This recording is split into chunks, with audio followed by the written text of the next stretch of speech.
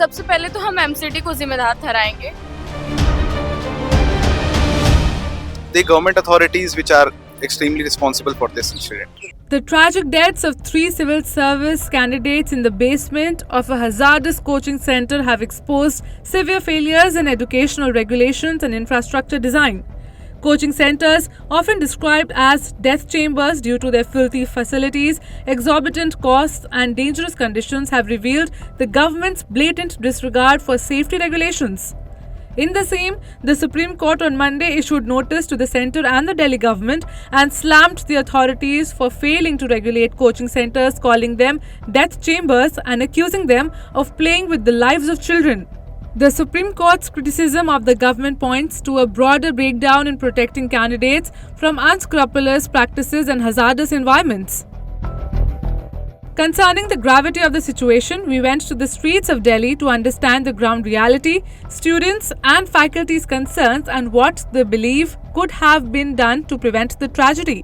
कुछ लोगों के पेरेंट्स सपोर्टिव भी होते हैं और जो लोग घर पे चले गए हैं उनके पेरेंट्स भी सपोर्टिव हैं, पर उनके लिए उनका कंसर्न है जब यहाँ पर 3 बच्चे की मौत हो गई है तो उनके पेरेंट्स पर क्या बीत रही होगी। इसलिए वो नहीं चाहते हैं कि ऐसी दुर्घटना आगे किसी भी बच्चे के साथ हो या उनके बच्चे के साथ हो, इसलिए वो कंसर्न और केयर के लिए कह रहे हैं कि वापस आ जाओ।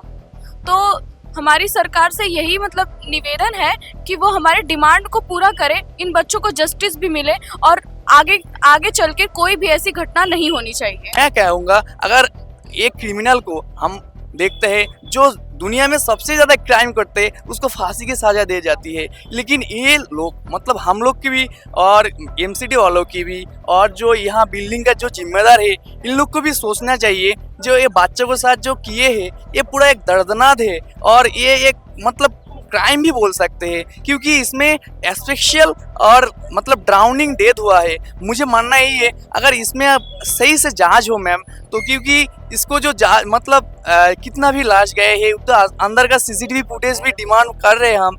और मैम यही कहूँगा क्योंकि हम लोग का जो भरोसा है वो टूट चुका है और हम लोग की बहुत दिन पढ़ाई ख़त्म हो रही है, मतलब पढ़ने की जो माहौल है वो माहौल से हम लोग बिगड़ चुके हैं क्योंकि ये लोग टीचर लोग मतलब जो कंपनी वालों बिजनेस वालों ना मैम यही कर रहे थे कि उन लोग का मोटो यही है दिखाएगा और कुछ और बोलेगा और कुछ और कराएगा और कुछ, मतलब पैसे की चक्कर है। 1-2 को फ्री शिप दे देते हैं और मैम उसको लिए ना जो जांच होना चाहिए, मतलब फ्री शिप दे रहे हैं और सबको फंसा रहे हैं पैसे की लालच में। सबसे पहले तो हम एमसीडी को जिम्मेदार ठहराएंगे क्योंकि नीलेश वाला जो इंसिडेंट हुआ था उसके लिए भी एमसीडी जिम्मेदार थी और ये पानी जमा होने के लिए भी एमसीडी जिम्मेदार थी और कोचिंग वालों की भी इसके लिए कोचिंग वाले भी रिस्पॉन्सिबल हैं कि उन्हें अपने मतलब बेसमेंट में न ही किसी प्रकार की लाइब्रेरी चलानी चाहिए, न ही कोई क्लास चलानी चाहिए, इवन किसी भी प्रकार की कोई एक्टिविटी नहीं करनी चाहिए जो वहाँ के लिए सेफ नहीं है।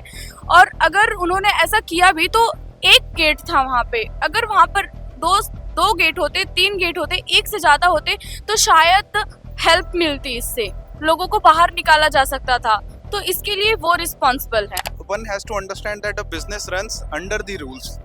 If the rules are tough, the business owner will also be stringent about them. It is the government authorities which are extremely responsible for this incident. पहली गलती है वो एमसीडी की है, दूसरी गलती है कोचिंग इंस्टीट्यूट की। एमसीडी की गलती इसलिए है क्योंकि इतने दिनों से देश की राजधानी दिल्ली है और यहाँ की ऐसी स्थिति बनी हुई है, हमारी छोड़िए यहाँ के जो आम आदमी भी रहते हैं जो मतलब लोकल हैं यहाँ के लोग रहते हैं तो उनको भी दिक्कत का, जैसे थोड़ी बारिश हुई तो 3 से 4 फीट पानी लग जाता है, तो इसके लिए ब्लेम एमसीडी को जाता है। दूसरा, अगर पानी लग गया और कोचिंग में आपने गलत तरीके से बेसमेंट बना रखे हैं तो बेसमेंट में पानी जाएगा और बेसमेंट में जब पानी जाएगा तो फिर मतलब ट्रेजेडी होगी, तो गलत है। पहले एमसीडी फिर कोचिंग इंस्टीट्यूट, उसके बाद ही कोई जिम्मेदार है। ये लापरवाही है एमसीडी की, दिल्ली सरकार की, क्योंकि आप ही के द्वारा इस प्रकार की कोचिंग इंस्टीट्यूट की लापरवाही। दूसरा वही मैं बता रहा हूँ, दोबारा रिपीट कर रहा हूँ कि एमसीडी की फिर कोचिंग इंस्टीट्यूट की, अगर ये दोनों अगर ठीक हो जाएं तो हमारी छोड़िए यहाँ की आम जनता जो है, आम पब्लिक है, उसको कोई दिक्कत नहीं होगी। एमसीडी ठीक हो जाए ना, यहाँ पर कोई करंट नहीं, इलेक्ट्रिसिटी डिपार्टमेंट की भी कुछ गलती है, उन्होंने वायर तार जो मतलब नेकेड वायर जो है वो नीचे जब बारिश होती है पानी जमता है तो नेकेड वायर जो है नीचे वो मतलब फेंक देते हैं, हाँ, तो उसके वजह से ट्रेजेडी हो सकती है, आगे भी हो सकती है। अभी कोई परमानेंट सॉल्यूशन निकाला नहीं है उन लोगों ने। अभी बारिश होने वाली है, बारिश होके पूरा भरेगा, फिर देखिए गाड़ी ला रखे हैं यहाँ पर एमसीडी की गाड़ी, फिर एमसीडी की गाड़ी ला रखे हैं, पूरा इसमें भरेंगे, ले जाएंगे यहाँ पर। तो ये क्या हो रहा है, मतलब पूरा ड्रेनेज सिस्टम पूरा अंदर, इसके अंदर मलबा पड़ा हुआ है, पूरा ड्रेनेज सिस्टम बेकार है यहाँ दिल्ली का। ये देश की राजधानी है कि क्या है, यहाँ पे सबकी रिस्पॉन्सिबिलिटी बनती है, केवल दिल्ली सरकार की नहीं, सेंट्रल गवर्नमेंट की भी रिस्पॉन्सिबिलिटी बनती है। होम मिनिस्टर सर ने, गृह मंत्री जो है अमित शाह जी ने, उन्होंने अभी तक कोई बयान नहीं दिया इस पर। केवल दिल्ली सरकार की रिस्पॉन्सिबिलिटी थोड़ी बनती है। 2 दिन पहले कोई पास में लाइब्रेरी है, शायद ब्यूरोक्रेट या कोई लाइब्रेरी, मैं इतना मतलब नाम तो नहीं जानती, लेकिन वहां पर एक लड़की का इलेक्ट्रिक शॉक लगने की वजह से वो लड़की पैरालाइज हो चुकी है। हम यहाँ पर 7 दिन से 8 दिन हो गए, हम प्रोटेस्ट कर रहे हैं, हम जिस चीज के लिए प्रोटेस्ट कर रहे हैं वो चीजें आज भी हो रही है। आप सोच लीजिए सिस्टम में क्या चल रहा है।